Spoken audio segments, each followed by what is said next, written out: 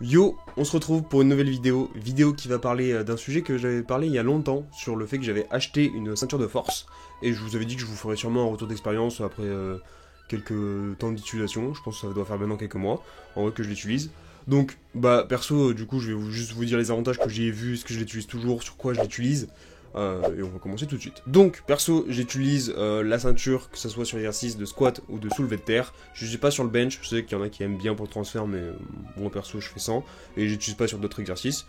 Donc, perso, ça m'aide bien sur sur ces mouvements que sont le squat et le deadlift. Je vais pas faire un énoncé très strict des avantages connus de la ceinture de force, parce que ce serait révélatif vis-à-vis des autres vidéos qui traitent le sujet, mais en gros ce qu'on peut dire c'est que ça permet un meilleur gainage, que ça réduit les forces de cisaillement au niveau de la colonne vertébrale, voilà dans l'ensemble pour faire les gros points.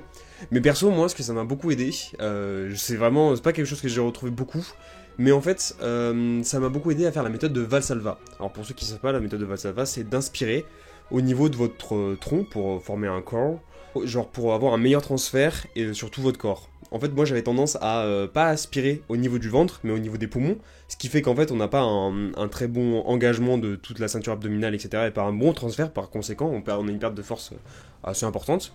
Et donc en fait d'avoir la ceinture autour de son ventre, ça vous permet de savoir si en fait vous respirez de la bonne façon. Parce que concrètement, si vous respirez par votre ventre, vous exercez... Bon là c'est bizarre.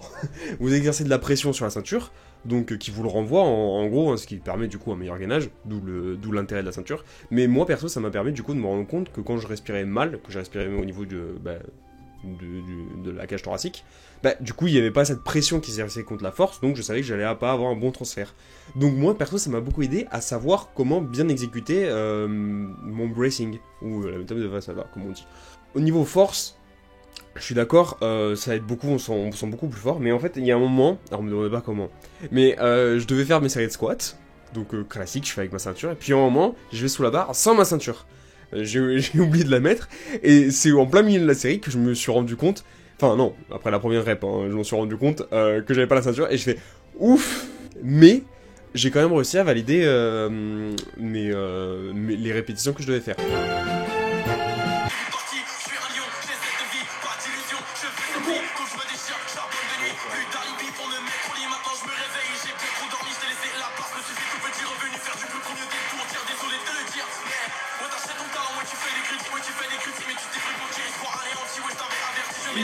Allez!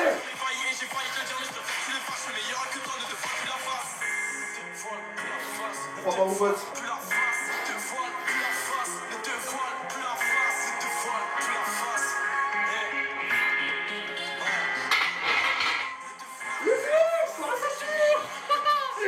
Alors, est-ce que si j'avais est-ce que si j'avais eu la ceinture, j'aurais pu, si je me poussais à faire le maximum de reps, j'aurais pu en faire plus avec la ceinture? Je ne sais pas, potentiellement que oui.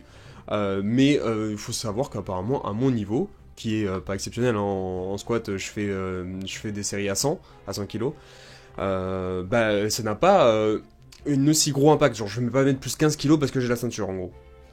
Mais du coup, voilà, c'est pas forcément le truc qui va vous rajouter direct, instantanément, 15 kilos. D'ailleurs, c'est à noter parce que sur la vidéo que je vous avais montré, que je vous invite à voir, je sais plus quel côté ça s'affiche. Merde, normalement je sais. Je crois que c'est là. Je vous avais dit que que ça m'avait fait très bizarre la ceinture sur le soulevé de terre notamment. Limite, ça me dérangeait plus que autre chose parce que je me concentrais trop sur la ceinture. Vraiment, c'est vraiment juste le temps d'adaptation qu'il faut parce qu'au final, maintenant, ça me passe plus de soucis. Donc, ouais. Bref, en vrai, ce sera une petite vidéo non exhaustive, je pense.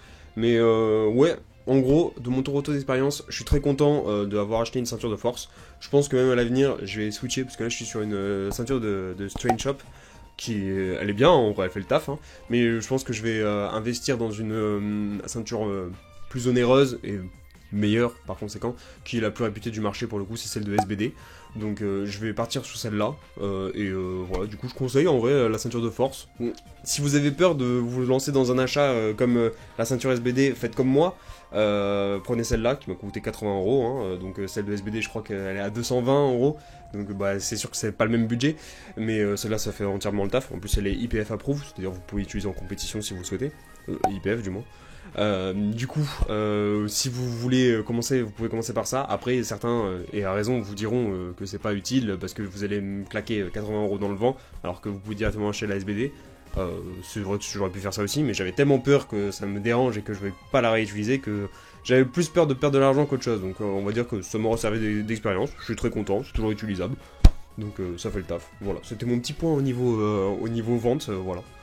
Sur ce, j'espère que la vidéo vous aura plu.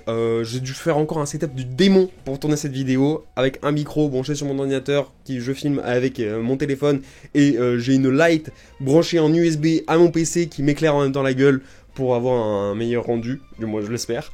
Bref, s'il vous plaît, abonnez-vous. Je me suis rendu compte que en allant dans mes analytics de la chaîne, j'ai vu que 90% des personnes qui regardaient mes vidéos n'étaient pas abonnées. J'ai vu ça, j'ai fait ah oui quand même. Je crois que c'est 90 ou 80, un truc du genre, mais j'étais en mode ah ouais.